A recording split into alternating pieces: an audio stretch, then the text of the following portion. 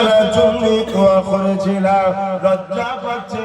আল্লাহ নবী বললেন, কেন পড়ে আছো এখানে? আবু জেহেল বলতে লাগলো, হে মুহাম্মদ সাল্লাল্লাহু, আপনি আমাকে যদি এখান থেকে তোলেন, আমি আপনার হাতে হাত দিয়ে ঈমানের কালিমা পড়ে নেব। আল্লাহ নবী হাতটা বাড়ালে, যেখানে এত রশি বানিয়েছে, কম পড়ে যাচ্ছে সামান্যটুকু। রাসূল আমার যে হাত বানিয়েছে, আবু জেহেল হাত পেয়ে গেল, আল্লাহ নবী টেনে তুলে নিলেন। এই বিশ্ব থেকে আশপাশে যারা ছিল, তারা আমার নবীর হাতে হাত দিয়ে ইসলাম কবুল করলো। কিন্তু কপাল ফাটা আবু জেহেল কি বলছে, আপনি এত বড় জাদুকর? বলুন নাউজুবিল্লাহ। আল্লাহ নবী মনে কষ্ট পেলেন, মনে দুঃখ পেলেন। আবু জেহেল অনেক দিন দিয়ে আমার নবীকে চেষ্টা করেছে বদলা করার। এবার নওজওয়ানেরা, তরুণেরা, এমন দিন গেছে আল্লাহ নবীকে জানে পর্যন্ত মেরে দিবার পরিকল্পনা আবু জেহেল করেছে। তার মধ্যে থেকে একটা কথা আপনাদেরকে বলি, শোনেন। যারা আমার নবী পাকের নাম মিটাতে চাইছে, এদের মতো অনেকেই নবী পাকের পিছনে লেগেছিল, আজ জমিনে তারা মিটে গেছে। তাদের নসলে, তাদের খানদানে তাদের কারো নাম এখনো খুঁজে পাওয়া যায় না। তারা কোথায় রয়েছে, অস্তিত্ব কিছুই পাওয়া যায় না। কিন্তু আমার আমির আল্লাহর তামাম পৃথিবী জমিনে কোটি কোটি কোটি কোটি, কিছু কম বেশি 250 কোটি মাননেওয়ালা পৃথিবীতে রয়েছে। আমরা নিজেদের মধ্যে হয়তো এই স্কুলে পড়ে, ওই স্কুলে পড়ে, এই সিলসিলা ওই সিলসিলা হতে পারে, কিন্তু প্রত্যেকটা মুসলমান নবী পাক সাল্লাল্লাহু আলাইহি ওয়াসাল্লামকে জানের থেকে বেশি ভালোবাসে। আর যে ভালোবাসে না, সে তো মুসলমানই না, তাতে ঈমান নেই। ঈমান কাকে বলে জানেন তো নাকি? নবীকে জানের থেকে বেশি ভালোবাসা ও আদরের নাম, এটা হলো ঈমান।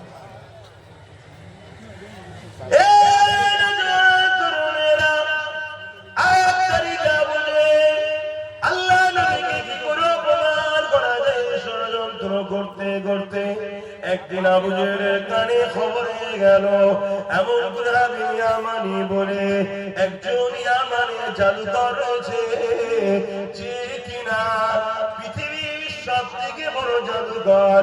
আবু জেহেল মনে করতে লাগলো, ওই হাবিব ইয়ামানিকে নিয়ে এসে আল্লাহ নবীকে কি করে পরাজিত করা যায়, এই চিন্তা করতে লাগলো। এই জন্য হাবিব ইয়ামানিকে অনেক খরচ করে, অনেক কষ্ট করে আবু জেহেল মক্কা জমিনে নিয়ে আসলো। নিয়ে এসে হাবিব ইয়ামানিকে ভালো মন্দ করে খাইয়ে, মেহমানদারি করে, অনেক নজরানা তোফা দিয়ে হাবিব ইয়ামানিকে বুঝাতে লেগেছে, আমাদের এখানে আব্দুল্লাহর ঘরে আমিনার কোলে একটা সন্তান জন্ম হয়েছে, যার নাম হলো মুহাম্মদ। সে 40 বছর বয়স হয়ে যাওয়ার পর এখন সে নিজেকে নবী দাবি করেছে, কিন্তু আমরা জানি সে একজন জাদুকর। নাউযুবিল্লাহ মিন যালিক। তাকে যদি তুমি হারাতে পারো, তাহলে মক্কা জমিনে আমরা যারা সর্দার রয়েছে, তোমাকে এত পুরস্কার দেবো, সারা জীবন তোমার কখনো কোনো কাজ করতে হবে না। এই কথাটা শোনার পরে বলতে লাগলো, হে আবু জেহেল, চলো তিনার কাছে আমাকে নিয়ে চলো। আবু জেহেল এত নিজে থেকে কনফিডেন্স হয়েছে হাবিব ইয়ামানিকে পেয়ে, আবু জেহেল মনে করছে আজকে মুহাম্মদ সাল্লাল্লাহু আলাইহি ওয়াসাল্লামকে আমরা হারাবো। বলুন নাউজুবিল্লাহ। পৃথিবীর কোন তাকত আছে হারাতে পারবে আমার নবীকে? আজকের তারিখ পর্যন্ত পারবে? কেন আমার নবীর জন্যই তো কায়নাত তৈরি। এই জমিন আমার নবীর জন্য, এই আসমান আমার নবীর জন্য, এই চাঁদ আমার নবীর জন্য, সূর্য আমার নবীর জন্য, সব কিছু আল্লাহ আমার নবীর জন্য বানিয়েছে। 7টা জাহান্নাম 7টা জান্নাত আল্লাহ তৈরি করেছিলেন। হয়তো অনেক ভাই বলবেন যে 8টা জান্নাত তো না, 7টা জান্নাত 7টা জাহান্নাম আল্লাহ তৈরি করেছিলেন আমার নবী পাকের জন্য। স্পেশাল আরেকটা নবীর দুআতে আল্লাহ বাড়িয়েছেন, জোরে বলুন সুবহানাল্লাহ। তাই 8টা জান্নাত 7টা জাহান্নাম, এটা আমার রাসূলুল্লাহর অবদান। সমস্ত কিছু কিয়ামতের দিনেতে সমস্ত নবীরাও নফসি নফসি করবে, আর আমার মুহাম্মদ রাসূল সাল্লাল্লাহু আলাইহি ওয়াসাল্লাম তিনি আমার আপনার জন্য কাঁদবেন, জোরে বলুন সুবহানাল্লাহ। সেই নবী ভুলে যেও না। বাবেরা নওজোয়ান তরুণেরা, হে নবী পাকের প্রেমিকেরা, আমার নবী পাককে ভুলে যেও না গো। আমার নবী পাককে প্রিয়ার করো, আমার নবী পাককে মহব্বত করো, আমার নবী পাকের গোলামি করো, আমার নবী পাকের দিওয়ানা হয়ে যাও। এই দুনিয়াতে সব কিছুর বয়সের দাম কমে যায়, সব কিছুর বয়সের ভ্যালু কমে যায়। এই দুনিয়াতে সব কিছুর মূল্য বয়সের কমে যায়, কিন্তু মনে রাখবেন দুনিয়ার জমিনে আপনি দেখুন, খেলোয়াড় যদি বয়স হয়ে যায় তার ভ্যালু কমে যায়, গায়ক গায়িকা যদি বয়স হয়ে যায় তার ভ্যালু কমে যায়। এই দুনিয়ার মানুষেরা নেতা লিডারের যদি বয়স হয়ে যায় তারও তার দলের সমাজের কাছেও ভ্যালু কমে যায়। এই দুনিয়ায় সবার সব জিনিসে সর্বদিক দিয়ে ভ্যালু কমে যায়, বয়সের দাম কমে যায়। কিন্তু একটা জায়গা মনে রাখবেন, যত বয়স বাড়বে তত দাম বাড়বে। ওই জায়গাটা হলো আমিনা লালের গোলামি যারা করেছে।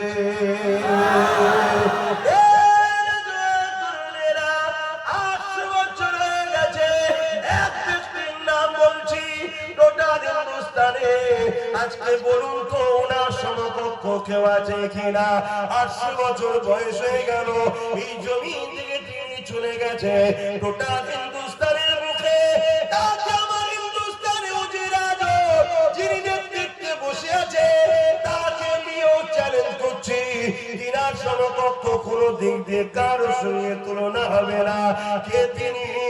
সুলতান গরিবে নওয়াজ খাজা মুঈনুদ্দিন আজমিরি। 800 বছর হয়ে গেছে, তিনার সমকক্ষ আজও কেউ না। যতদিন যায় তিনার দাম আরো বেড়তে লেগেছে। শুধু তোমার আমার কাছে নয়, হিন্দুস্তানের বর্তমান যিনি প্রেসিডেন্ট বসে রয়েছে, প্রাইম মিনিস্টার রয়েছে, প্রতি জানুয়ারি মাসে একটা করে চাদর আমার গরিবে নওয়াজের দরবারে তাজিমি নজরানা দিয়ে পাঠাতে হয়।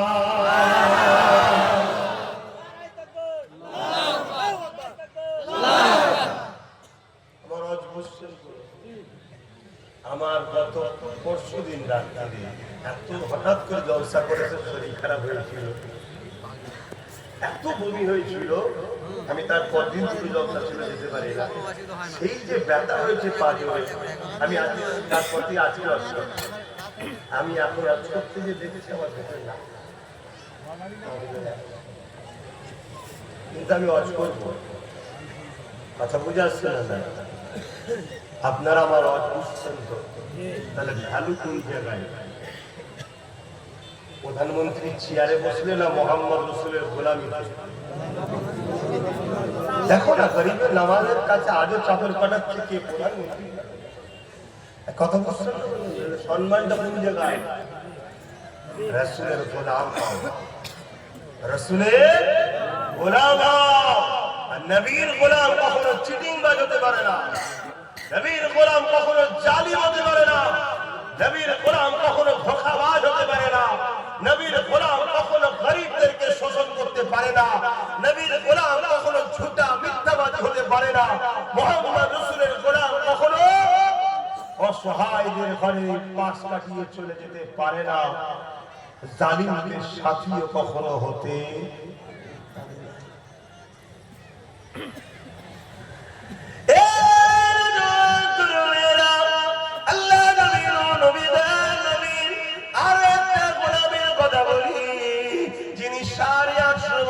চলে গেছে আমেরিকার মতো সুপার পাওয়ার, চীনার জমিনের উপরে আকাশ থেকে হাজার হাজার মিসাইল ফেলেছিল, মিসাইলকে ফাটাতে পারেন, কারণ ওই জমিনে রাসূলুল্লাহর গোলাম রয়েছে। কে তিনি? অন্য কেউ নয়, ইরাকের জমিনে শুয়ে আছেন সুলতান বাগদাদ হযরত বড় পীর আব্দুল কাদের জিলানী আল বাগদাদি।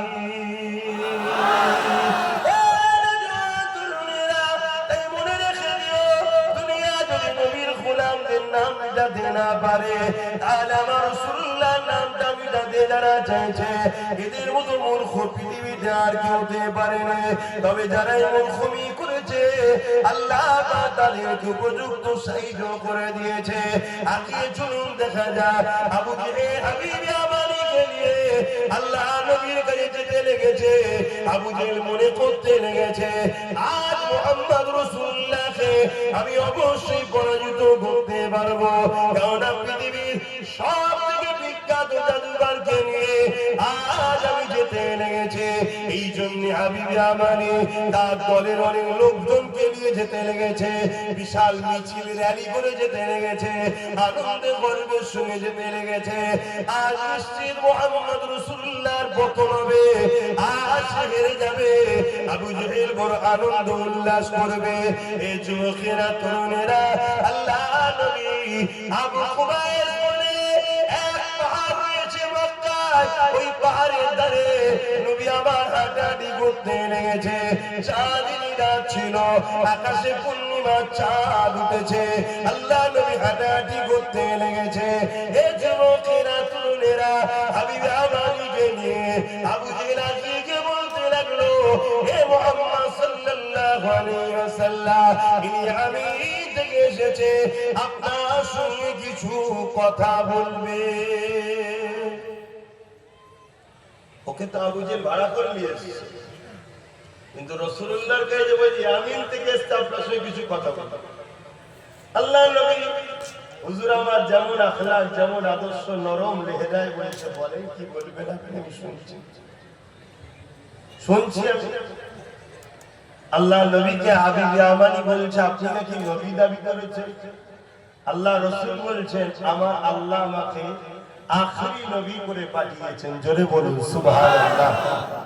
আমি নবী দাবি করেছি না, আল্লাহ আমাকে নবী করে পাঠিয়েছে। আনা খাতিমুন নবী, আমি শেষ নবী।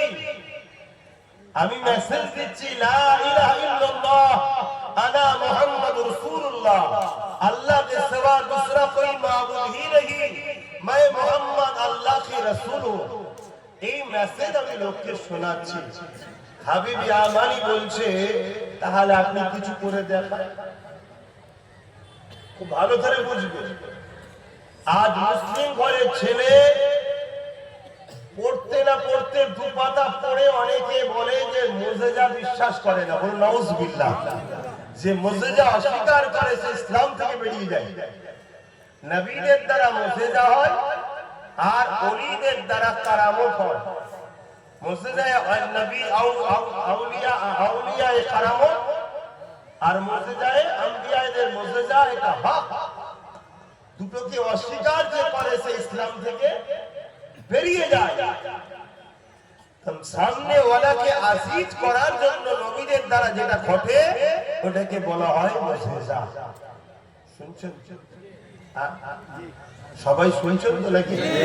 একটু মন দিয়ে শোনেন, আমার নবীর কথা বলেছি।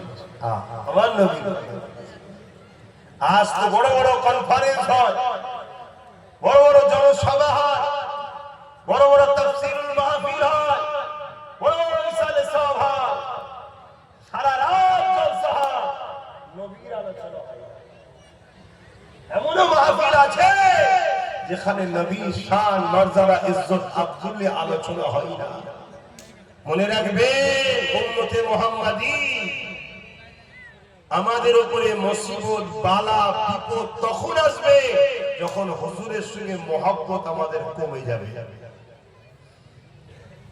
ইমাম গাজ্জালী রাহমাতুল্লাহ আলাইহি বলছেন, তার শীর্ষ ভক্ত অনুসারী ছাত্রদেরকে বলছেন, যখন দেখবে তোমরা খুব মুসিবত বালার মধ্যে জড়িয়ে যাবে, বিপদে জড়িয়ে যাবে, তখন জানবে এটা আল্লাহর পক্ষ থেকে আসছে, কারণ নবীর থেকে প্রেম কমে গেছে। তা আর নবীর সঙ্গে প্রেম বাড়াবার উপায় কি?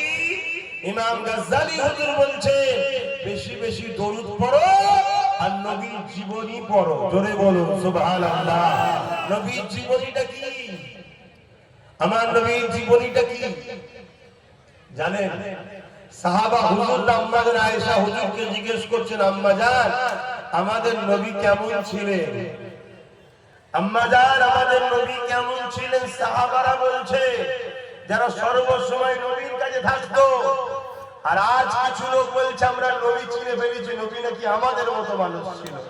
বলুন নাউজুবিল্লাহ। এই সব চক্রান্ত আমাদের ঈমানকে শেষ করা। আমাদের নবী কেমন ছিলেন?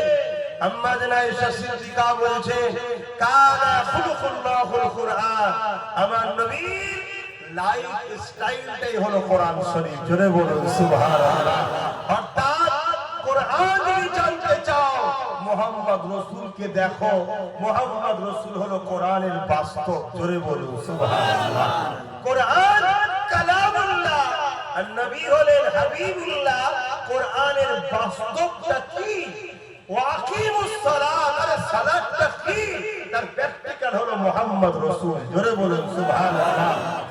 কথা বুঝে আসছে? এভাবে রাসূল পাক সাল্লাল্লাহু আলাইহি ওয়াসাল্লাম পুরো কোরআনের বাস্তব আমাদের কাছে দেখিয়েছে।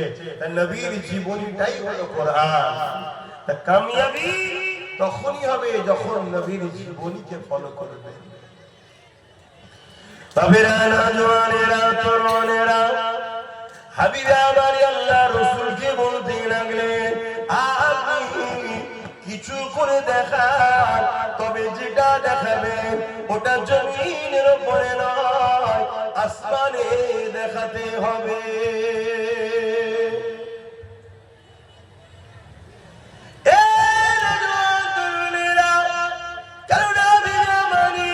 বিশ্ববিখ্যাত জাদুকর ছিল, সে জানে জমিনের উপরে জাদু চলে, আসমানের উপরে জাদু চলে না। এই জন্য হাবিবা মানি বলতে লেগেছে আপনি আসমানের উপরে কিছু করে দেখান। কেন? সে জাদুকর, সে জানে জমিনের উপরে জাদু চলে, আসমানে কারো জাদু চলে না।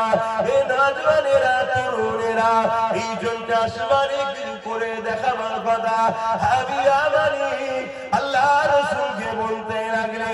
আল্লাহ নবী মাথাটা তুললে পূর্ণিমার পুরো চাঁদ আকাশে রয়েছে। আল্লাহ নবী বলতে লাগলে হে হাবিবা মানি এই আকাশের চাঁদটাকে দু টুকরো করে দেবো, এটাকে তুমি দেখতে চাও? জোরে বলুন সুবহানাল্লাহ। পুরো পৃথিবীতে সে আমেরিকার প্রেসিডেন্ট হোক আর পৃথিবীতে যেই হোক, কারণ এই কথাটা বলার ক্ষমতা আছে যে চাঁদটাকে ঝুঁকি করে দেবো। বলেন না কি সাহস দেখাবে? এটা হ্যাকি না বলেন না। কেন? সে জানে যে আমার একটা উঙ্গলির ইশারাতে এই সামনের যে আলোটা জ্বলছে এটাও বাঁচতে হবে না। কথা বুঝছেন? এই জানে আজ আমার রাসূলের সঙ্গে যারা পাল্লা দিতে যাচ্ছে তাদের কোন হাইসিয়ত নাই। অনেকে নিজের বাপের নামে ছেলে বলিয়ান হয়। অনেকে আছে নিজের বাপ তো নাই, তাই পরের বাপের নামে বিরোধী করে সমাজে নাম কামায়। আছে না? আলহামদুলিল্লাহ আমাদেরকে কারো পিছনে লেগে নাম কামাতে হয় না। আমরা আমেরিকার লালের গোলামি করাতেই ফেমাস হই। জোরে বলুন সুবহানাল্লাহ। কিন্তু অনেকে আছে নিজের তো কিছু নাই বাজাবার, তাই আমেরিকার লালের বিরোধী করে ফেমাস হতে চায়। বলে দিয়ে বাজারে হাইলাইট হতে চায়। আমার রাসূলের বিষয়ে কিছুই নয়, নামটাকে বন্ধ করে দেয়। এখানে 1 টাকা দিয়ে যাবে না, হই হই হই হই পূজার জায়গাটা ফেমাস হয়ে যায়। এটাই হচ্ছে পরিকল্পনা। কথা বুঝার বাবেরা নওজওয়ানেরা তরুণেরা বন্ধে শোনে হাবিবা মানিকে যখন আল্লাহ রাসূল বলতে লাগলে এ হাবিবা মানি আকাশের চাঁদটা দুটুকরো করে দিলে কি দেখতে পাবে, তাহলে কি তুমি খুশি হবে?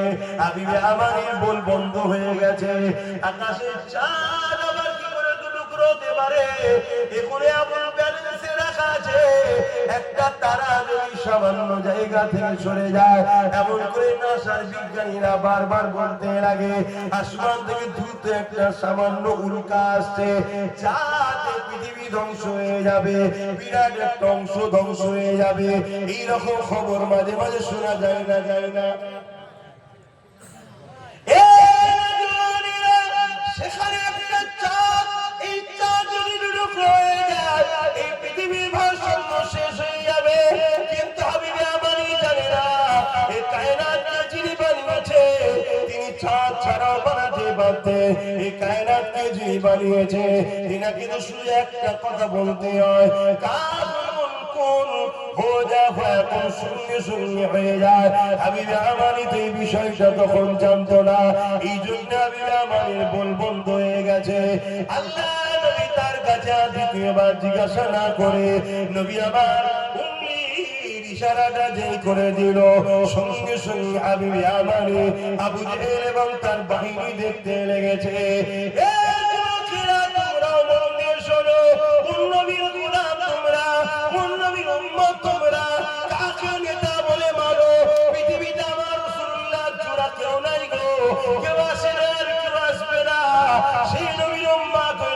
ধন্য মনে করো গো এ যুবকেরা, তরুণেরা, আকাশের চাঁদ আমার নবী পাকের উংলির ইশারা পাওয়ার সাথে সাথে চাঁদও যে আমার নবীর গোলাম, তার প্রমাণটা চাঁদ দিয়ে দিতে লেগেছে। সে নিজেকে নিজে থেকে দুটুকরো করে দিয়ে এক পানি আবু কুবাইস পারে এইদিকে, আর এক পানি আবু কুবাইস পারে ওই দিকে দুটুকরো হয়ে দাঁড়িয়ে যায়। আরো জোরে বলুন সুবহান, আরো জোরে বলুন সুবহান।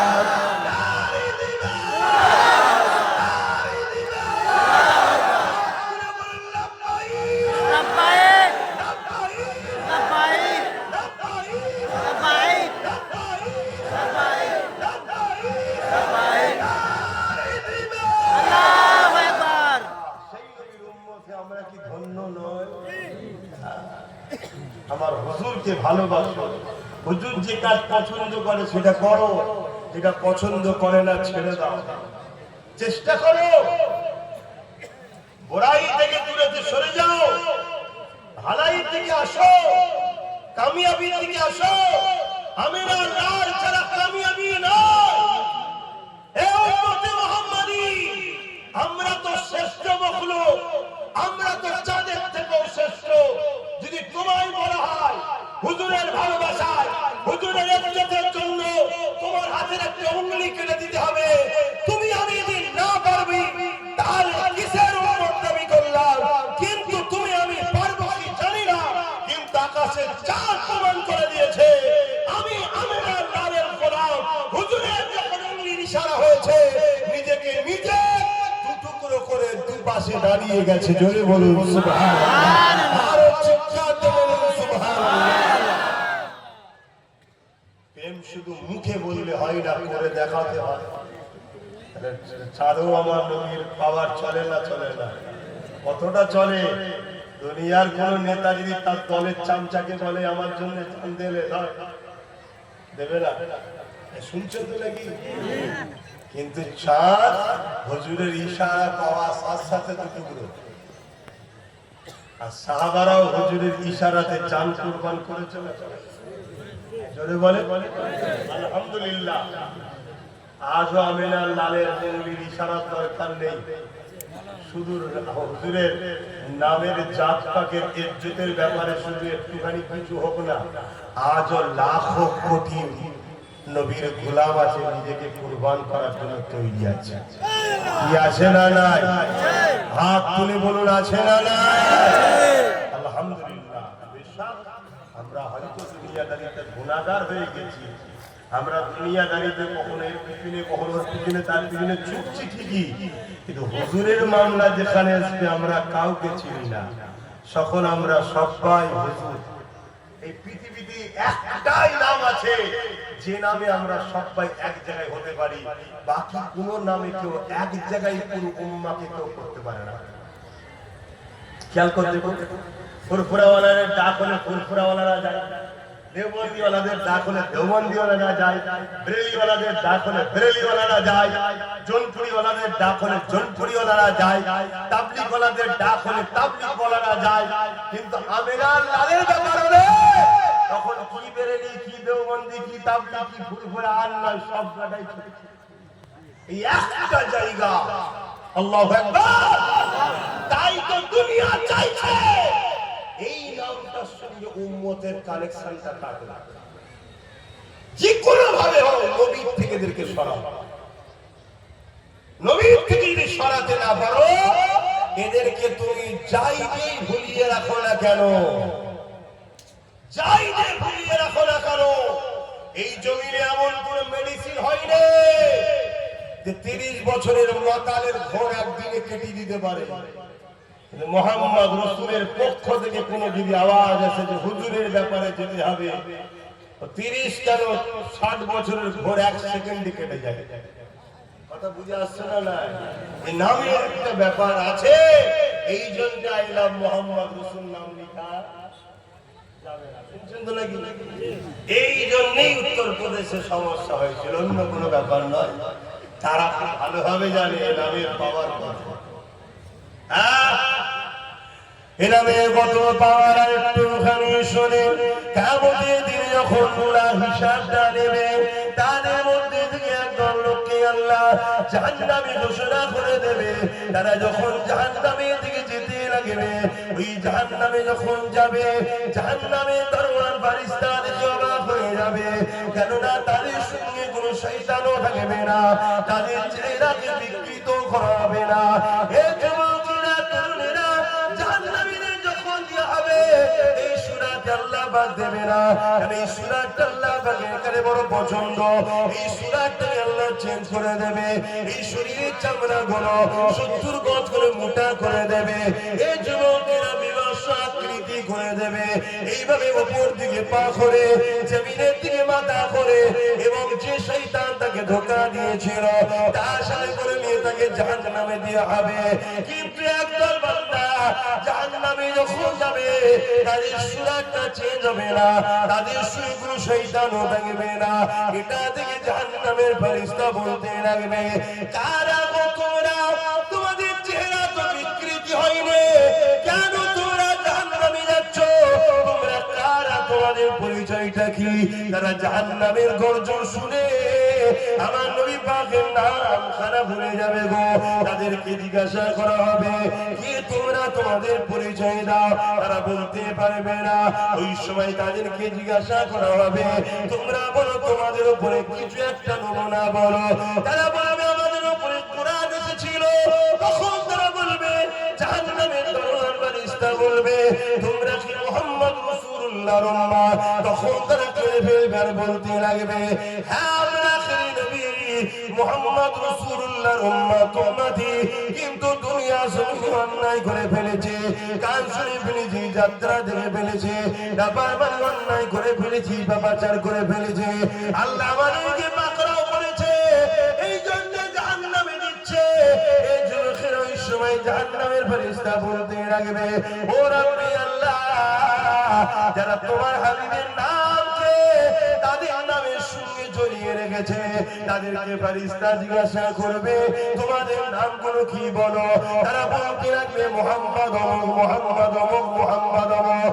এই যুবকের এই যে আমরা নামের আগে মুহাম্মদ লিখি, অর্থাৎ উম্মতে মুহাম্মাদি, এই যে নামের আগে দিই, এটা শুনে ফেরেশতারা বলতে লাগবে, আল্লাহ আপনার হাবিবের নামকে যারা নিজেদের নামের সঙ্গে জড়িয়ে রেখেছে, আল্লাহ আপনি তাদেরকে জাহান্নামে দেবেন না। আল্লাহ, যে হাবিবের জন্য আপনি সবকিছু বানালেন, সেই হাবিবের উম্মত গুলোকে আপনি মাফ করে দিন।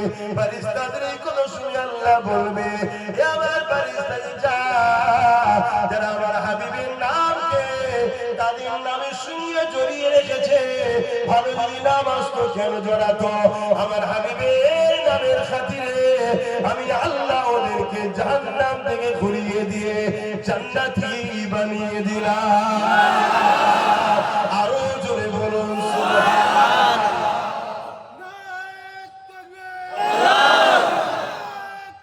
আল্লাহ। আর আজকে আমরা ইচ্ছা করে মুহাম্মদ নাম ধরে বাঁচি কি কালচার তৈরি করো, ছেলেদেরকে কালচার তৈরি করো। প্রত্যেকটা বাবা মা শুনে যান, তিনটে শিক্ষা সন্তানদের দিতেই হবে। যদি না দেয় ওই বাপ মা কিয়ামতের দিন জাহান্নামে যাবে ধরা পড়বে। নাম্বার 1 নবীর প্রেম, নাম্বার 2 আহলে রাসূলদের প্রেম, নাম্বার 3 কোরআনের শিক্ষা। তারপরে চতুর্থ নম্বর আপনি ডাক্তার করবেন, উকিল করবেন, জজ করবেন, ডিএম করবেন, পুলিশ করবেন, নেতা করবেন, মন্ত্রী করবেন, যা করবেন করবেন, কিন্তু এই তিনটে শিক্ষা দিতে হবে।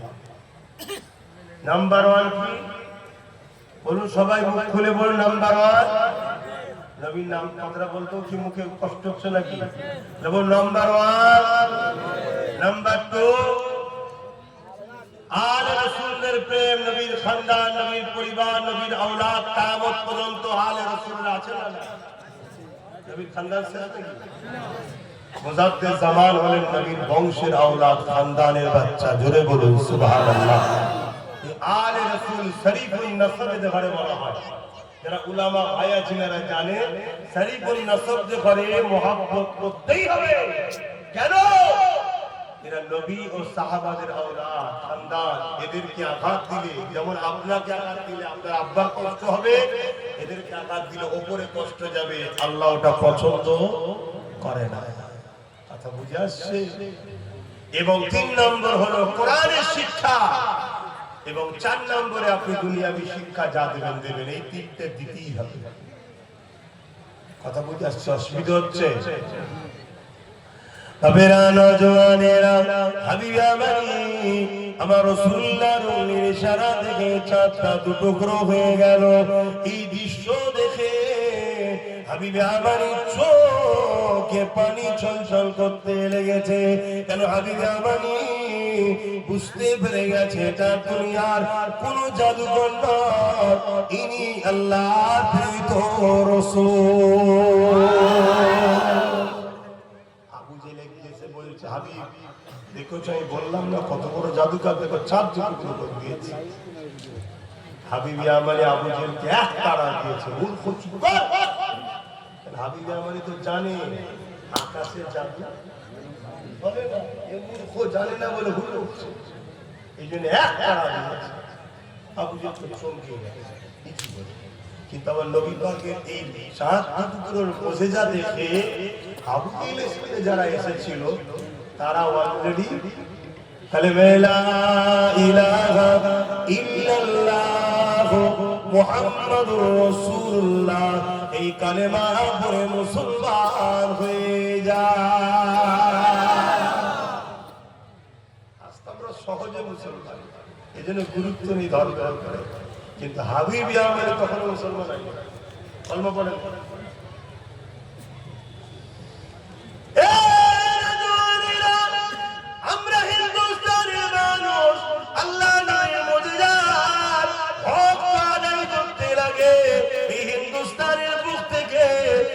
রাসূলুল্লাহর মুজিজার হক কি আদায় করেছে শুনবেন? কি আদায় করেছে জানেন? এই যে রাসূল যে মুজিজাটা দেখালো হিন্দুস্তান থেকে, এই মুজিজার হক তো আদায় করেছে কি জানেন? আমি বলবো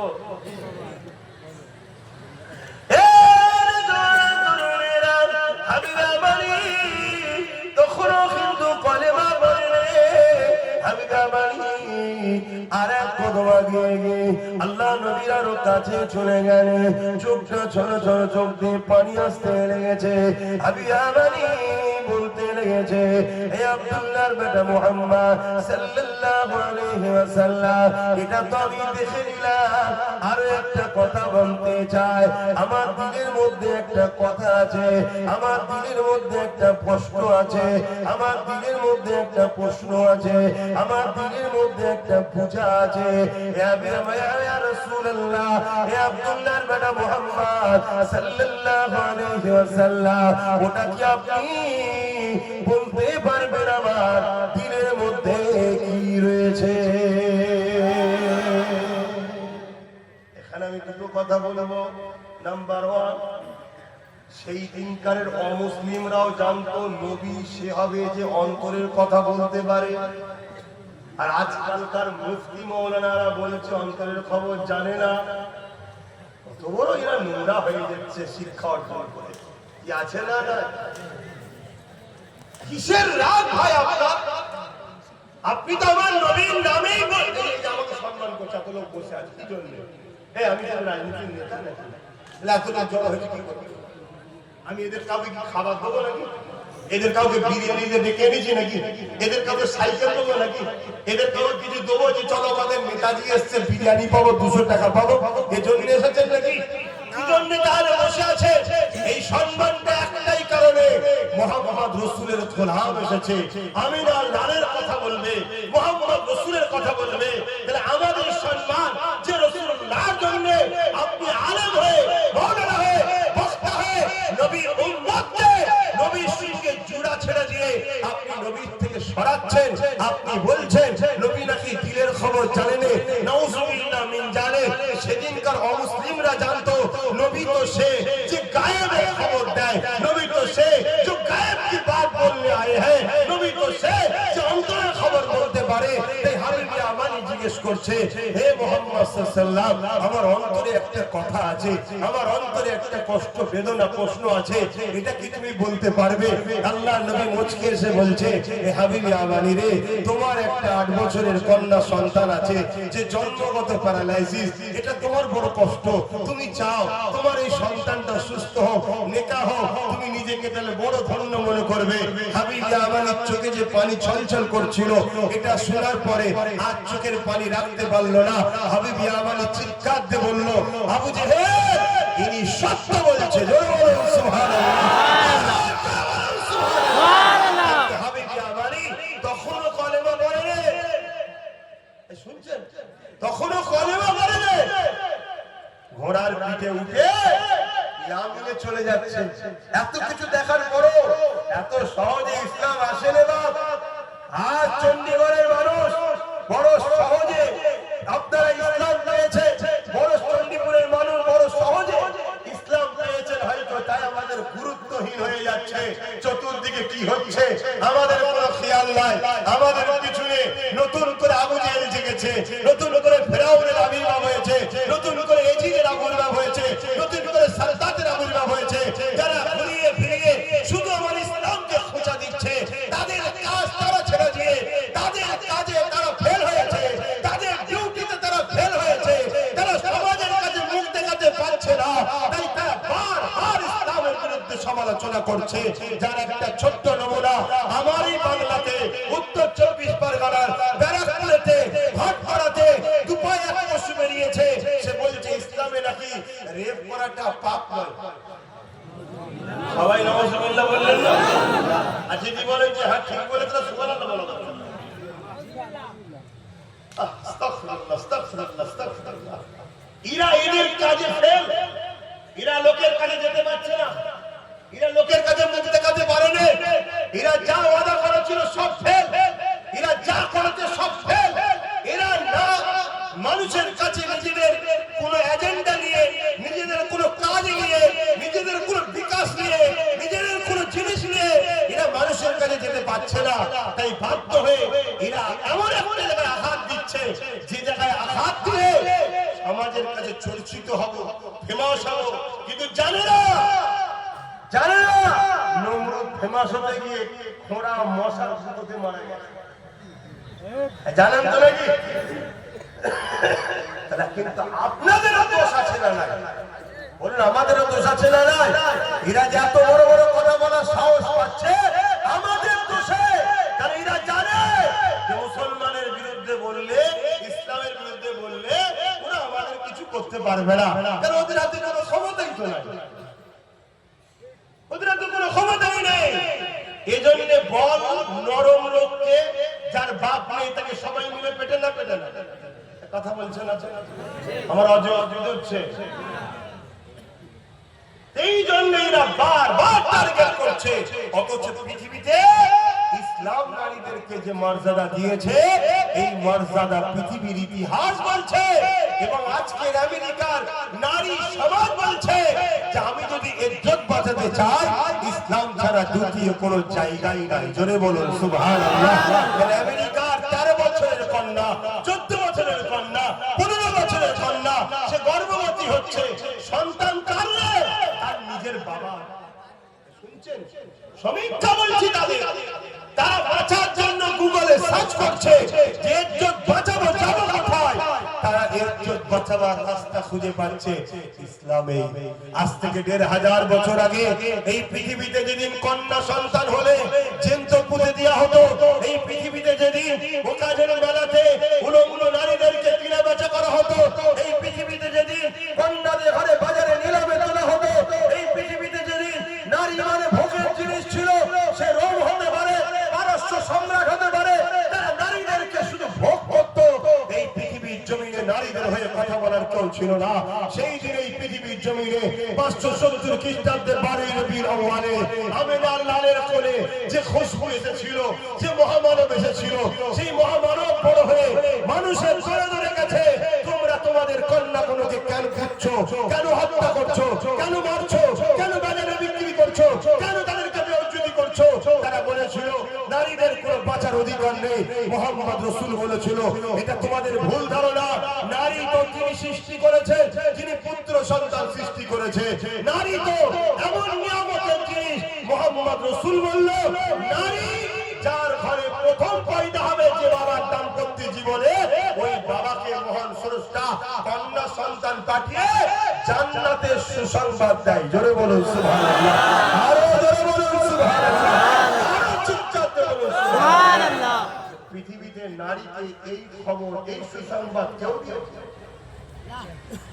আমার প্রফেট মুহাম্মদ সাল্লাল্লাহু আলাইহি সাল্লাম যিনাকে আমি মানি, তিনি মোটেই আব্বাস সিদ্দিকের শুধু নয়, তিনি মোটেই শুধু মুসলমানদের নয়, তিনি এসেছেন মানুষ জাতিকে শান্তি, কল্যাণের, ইনসাফের, ইনসানিয়াতের রাস্তা দেখাবার জন্য।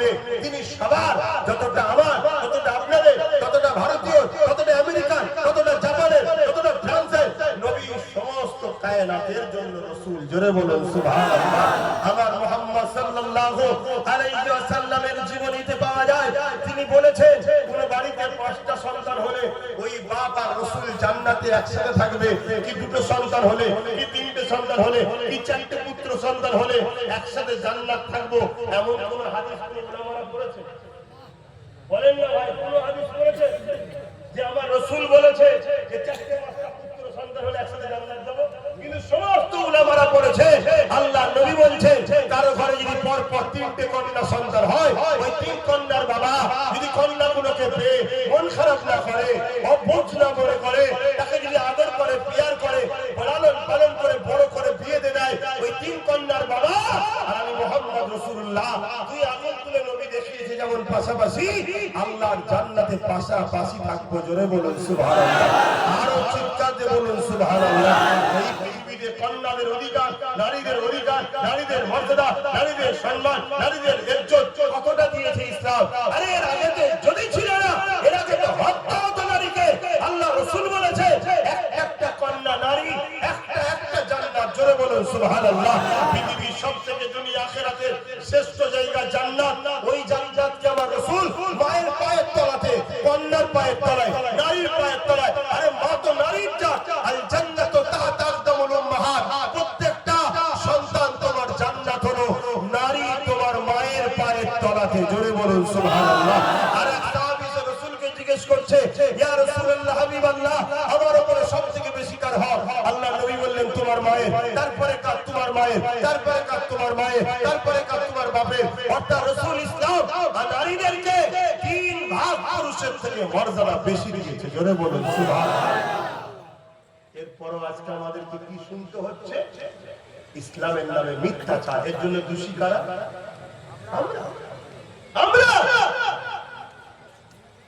আমরা বাদরের গলায় মুক্তোর হার পরিয়ে দিয়ে আমরা ড্যাং ড্যাং করে ঘুরে বেড়াচ্ছি। আমাদের হুঁশি নাই যে দিন দুনিয়া দুটোই দরকার। রব্বানা আতিনা ফিদ দুনিয়া হাসানাতাও ওয়া ফিল আখিরাতি হাসানা ওয়া কিনা আযাবান নার। দুনিয়ার ভালাইও দরকার, আখিরাতের ভালাইও দরকার। লোহা না হলে লোহা কাটা যায় না, মুফতি না হলে মুফতির ফতোয়া বিরোধী করা যায় না। ঠিক তেমনই যখন কেউ ক্ষমতার জোরে দিনের উপরে আঘাত দেয়, তার প্রতিরোধ করার জন্য অপর ক্ষমতা ছাড়া কখনো রুখা যায় না।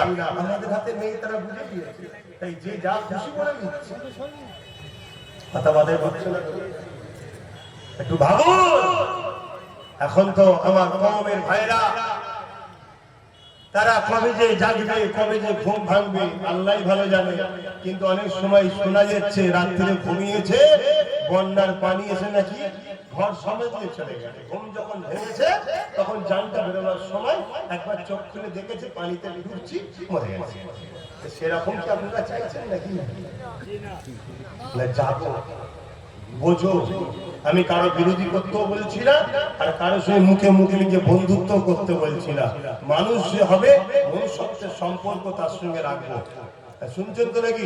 কিন্তু কোন মানুষের সোরাতে যদি পশু হয় তার সাথে তো মনুষ্যত্ব সম্পর্ক রাখা যায় না। আসেন আলোচনার দিকে আবার ফিরে যায়। আল্লাহ নবীর কাছ থেকে হাবিবা বাড়ি ফিরে চলে গেল, তার কন্যার গণনা শুনলো। হাবিবা বাড়ি অনেক রাত অতিক্রম করে নিজের ঘরে ফিরে গেছে। ঘরে ফিরে যাওয়ার পর দরজায় যে আঘাতটা দিয়েছে, দরজা খুলে যায়। খুলে যাওয়ার পর হাবিবা বাড়ি বড় বড় চোখ করে দেখতে লেগেছে। কি দেখতে লেগেছে? যে মেয়েটা জন্ম সূত্রে প্যারালাইসিস, দাঁড়াতে পারত না, হাত অসুস্থ ছিল, ঠিকভাবে ধরতে পারত না। হাবিবা বাড়ি দেখছে আমার সেই 8 বছরের কন্যাটা আর সুস্থ দাঁড়িয়ে দরজা ধরছে, ও দরজা খুলে দিচ্ছে।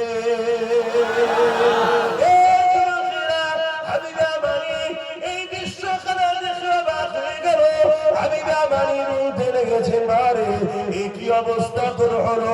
ওই মহিলা বলতে লেগেছে, বাবা এক রাত্রে আমি ঘুমিয়েছিলাম, একটা ব্যক্তি আমার ঘরে এলো, যা শরীর দিয়ে আলো বেরোচ্ছে, আমার ঘরটা আলো আলোকিত হয়ে গেল। তিনি আমাকে এসে বড় বড় লেগে মা বলে সম্বোধন করে ডাক দিল, মা তুমি উঠে দাঁড়াও।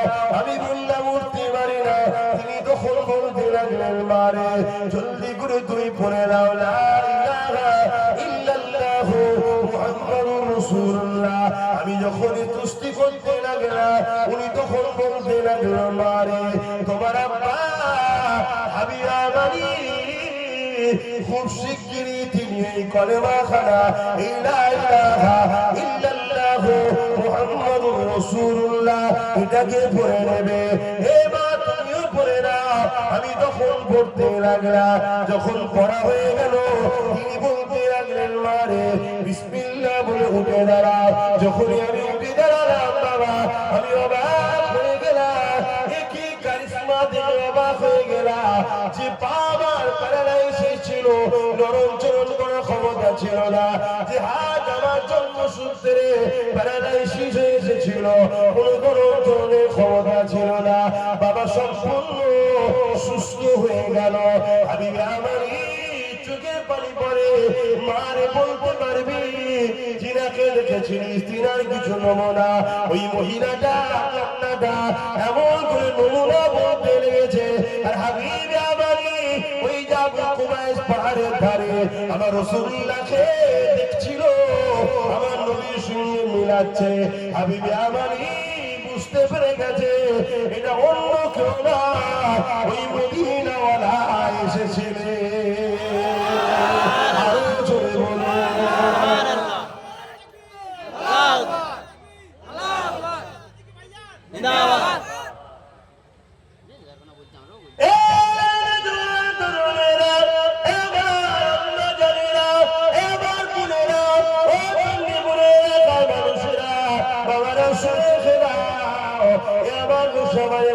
মানুষেরা আমার রাসূলুল্লাহ জন্য হাবিবা বানিয়া দাঁড়ালেন। রওনা দিয়ে দিলেন, ওখান থেকে রওনা দিয়ে আমার রাসূলুল্লাহ কদমে ছুটতে লেগেছে। আমার নবী পাকের কাছে এসে হাবিবে আমানি আমার নবীর কদমে পড়ে গেছে। আল্লাহ নবী দুই হাত ধরে হাবিবে আমানিকে তুলল।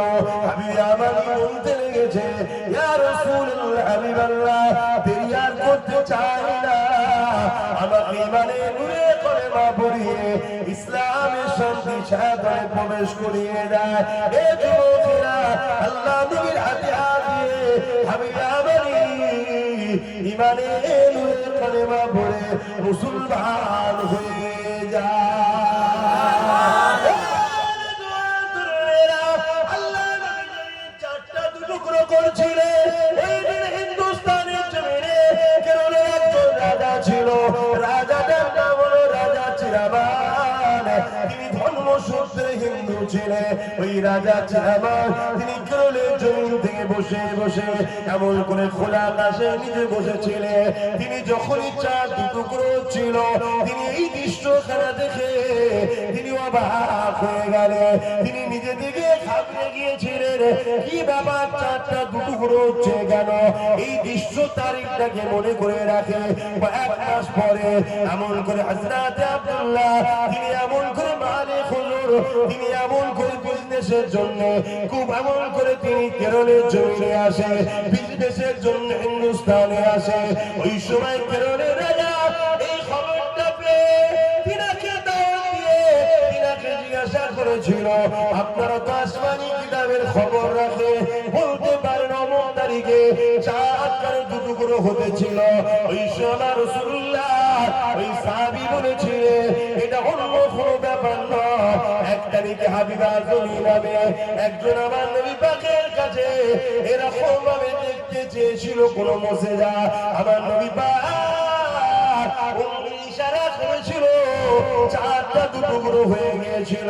ওই কেরলের রাজা চিরামান সঙ্গে সঙ্গে দাঁড়িয়ে গিয়ে বলতে লাগলো, সেই মহান শাহে কোথায় গিয়ে পাওয়া যাবে? চিরানুমানির ইশারার হুকুম চাঁদ পর্যন্ত শোনে, তিনাকে কোথায় পাওয়া যাবে? ওই সময় নবী পাকের সাহাবী বললে, তিনি মক্কার জমিনে রয়েছে। রাজা চিরামান দেরি না করে এমন করে পার হয়ে গিয়ে মক্কার জমিনে হাজির হয়ে গিয়ে আল্লাহ নবীর হাতে হাত দিয়ে ইমানের নূরে কলেমা পড়ে হিন্দুস্তানের কেরলের রাজা চিরামান ইমানের কলেমা পড়ে মুসলমান হয়ে যায়।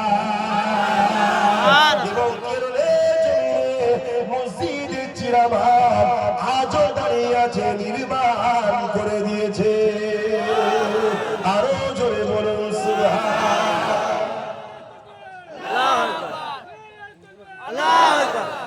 এই মসজিদগুলোকে মিটিয়ে দিবার জন্য একটা টার্গেট করছে। আপনারা খবর রাখেন, একটা আইন বার হয়েছে জানেন তো, ওয়াকাফ কালা কানুন 2025। জানেন হ্যাঁ কি না বলেন? উদ্দেশ্য হচ্ছে এই যে পেহচান গুলো ইসলামের হাজার হাজার বছর এই দেশে আছে, এগুলোকে মুছে দিতে হবে। এটা একটা ষড়যন্ত্র চলছে। তো যাক, আমি যেখানেই যাই একটু ওয়াকাফে 2-5 মিনিটের কথা বলি, এটা আমার ইমানি দায়িত্ব মনে করি। চণ্ডীপুরের মানুষ শুনতে চান? ওয়াকাফে 2-5 মিনিট বলা দরকার আছে না না? হাত তুলে সাক্ষী দেন, আছে না না? এখানে এখানে 4টে পর্যন্ত আলোচনা হবে, তারপরে জামাত হবে। কথা বুঝে আসছে? এই ওয়াকাফে 2 কথা আলোচনা আপনাদের কাছে করব, সময় আছে। কথা বুঝে আসছে? তার আগে একটা ছোট্ট কাজ আছে, কাজটা একটু করে নিই নাকি? কি গো, কাজ করা হতে হবে তো নাকি? আরে হ্যাঁ কি না, ছোট কাজ আছে তো নাকি? কাজটা কি? আপনাদের নেকি কিনতে হবে। আপনাদের ঘরে নেকি কিনতে হবে না ফ্রিতে? আচ্ছা, ফ্রিতে জান্নাত পাওয়া যায়? ধন দৌলত কে দেয়? জান কে দেয়? আর আল্লাহই বলছে জান মালের বিনিময়ে জান্নাত নেই। কোরআন পড়ে দেখুন না, আল্লাহই শিখাচ্ছে ফ্রিতে পাস যাসনি। আমি জান দিয়েছি আমার রাস্তায় খরচ কর, আমি মাল দিয়েছি আমার রাস্তায় খরচ কর, বিনিময়ে জান্নাত নেই। আল্লাহ শিখাচ্ছে ফ্রিতে কিছু হয় না। এই মাহফিলটা হলো আসলাম খুশি তো নাকি? তাহলে ছেলেরা যাচ্ছে পকেটে হাত দেন, যার যা খুশি একটু শরীক হতে হবে। আর এই সময় একটা নাট করছি শোনো, আর এই সুযোগে দিয়ে দেন। কমিটির যারা দায়িত্বে তারা ছাড়া অন্য কেউ উঠবেন না। কমিটির যারা দায়িত্বে তারা ছাড়া অন্য কেউ উঠবে না। শুনছো তো নাকি? আমি কিন্তু ভদ্র লোককে পছন্দ করি, অভদ্র লোককে আমার দরবারে তো প্লেস দিই না, তাড়িয়ে দিই। কথা বুঝে আসছে না? তাদের দুটো থাক, ভদ্র অসভ্য লোক নিয়ে লাভ না। কারণ ইসলাম ডিসিপ্লিনকে খুব গুরুত্ব দিয়েছে।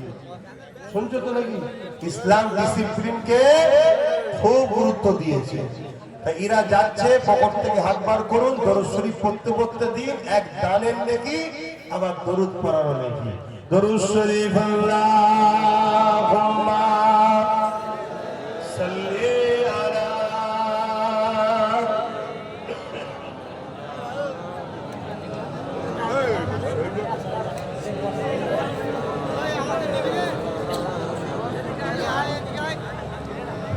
राते भी मदीने